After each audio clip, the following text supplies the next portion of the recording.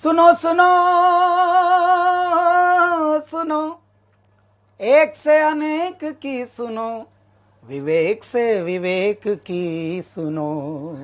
कैलाश भाई, इतना सुंदर आपने गाना बनाया है। पब्लिक को बता दूं, गाना आने वाला है और आज मैं एक्शन में नहीं हूँ, आज मैं थोड़ा कैजुअल हूँ। ये जो आपने इतना सुंदर गाना बनाया है, एक से एक की सुनो, इसमें अपने इंटेलिजेंस को दिखाया है, बुद्धि को, विवेक से विवेक की सुनो, मतलब अपने इंटेलिजेंस की बात, यहाँ इंटेलिजेंस को।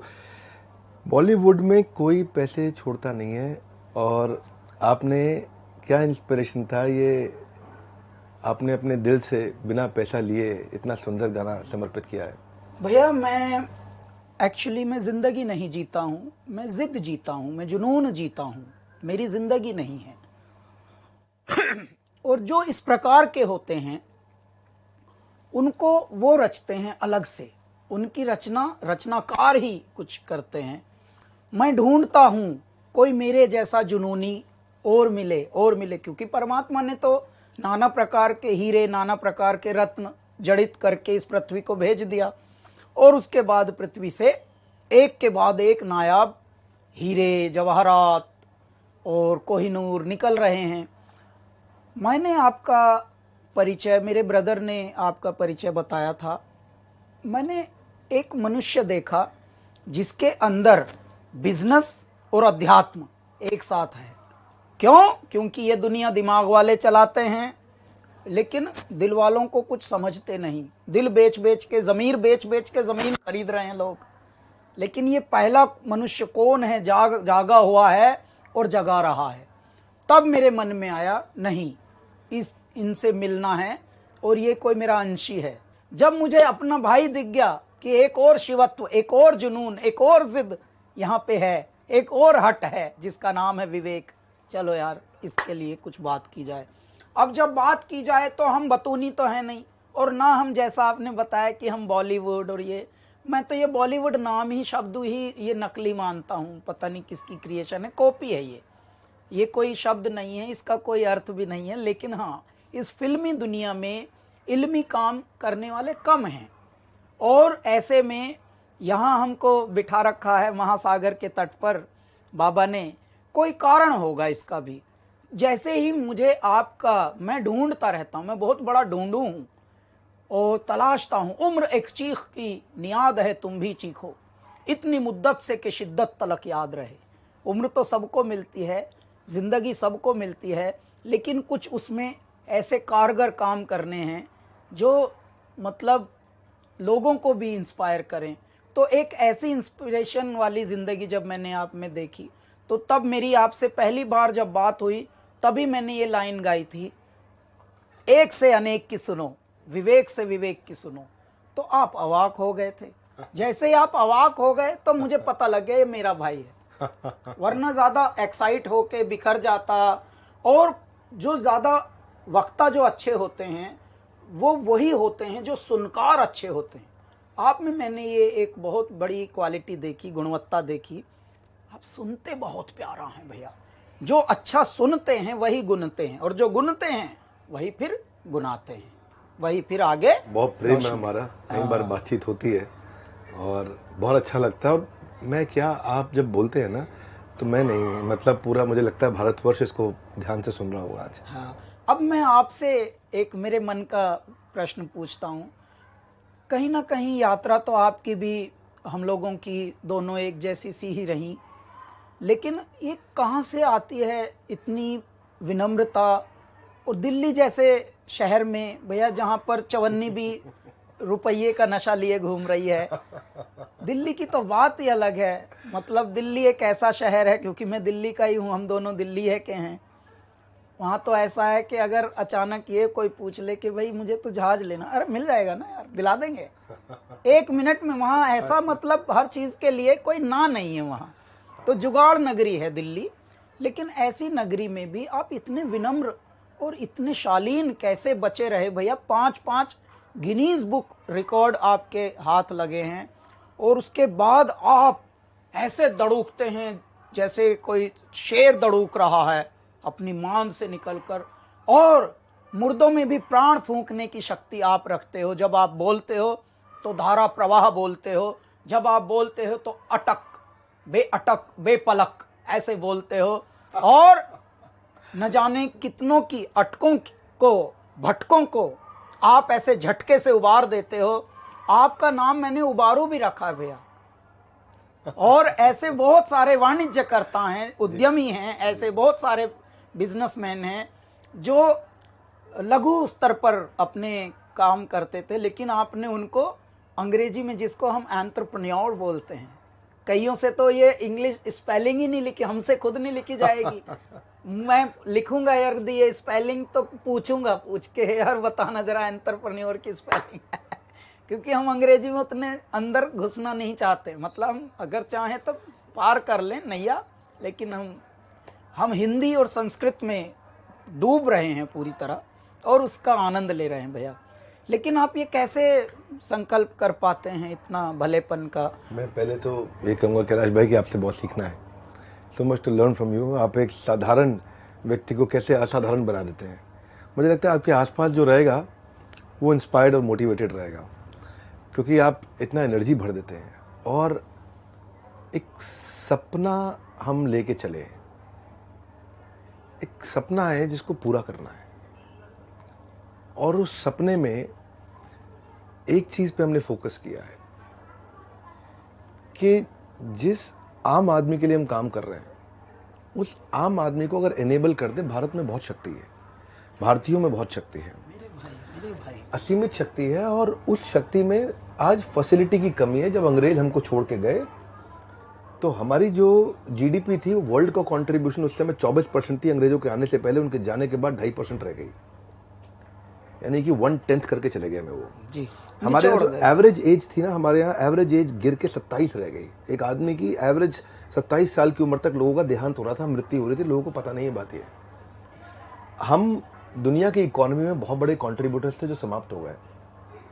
अगर हमने पहले किया तो आज नहीं कर सकते क्या? वाह क्या बात भैया। तू जो चाह ले अगर, कदमों में तेरे हो शिखर, तू खुद पर यकीन कर। तू खुद पर यकीन कर। तो आप तो यकीन जगा रहे हैं सबका, बस खोया हुआ एक यकीन भी जगा रहे हैं, और साथ में उस यकीन का एक आधार दे रहे हैं उनको, उस ज्ञान का भी, बस कि वो कैसे स्टेप बाय स्टेप कर सके। मेरा भाई, हमने एक मॉडल बिल्ड किया, IBC, इंडिपेंडेंट बिजनेस कंसल्टेंट। लोगों को जोड़ते हैं अपने साथ में। किसी को कोई भी स्टार्टअप अगर शुरू करना है, तो मैं आज एक बात सबको मैसेज देता हूँ कि स्टार्टअप शुरू करने से पहले एक बार वो IBC की जानकारी ले और बने थोड़े दिन।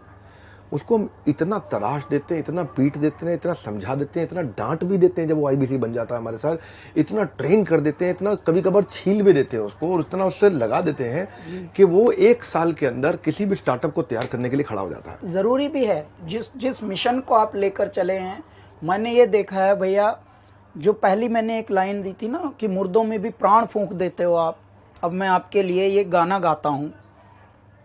तेरी गुर्राहट सिंह की दहाड़ है, सब जर्रा जर्रा तू पहाड़ है, तारों को चमक लैन दे, तेज धारों को बहक लैन दे, आज फटे चक लैन दे हो, चक लैन दे, सूरज को तक लैन दे हो, तक लैन दे। है नहीं तीर तलवार, नहीं गोली, नहीं गोली, तू खुद है तेरी फौज, तू ही टोली, तू ही टोली। तो आप खुद में एक फौज हो, खुद में एक टोली हो, और इस तरह की जो जिंदगियां होती हैं वो परमात्मा भेजते हैं किन्हीं कारणों से।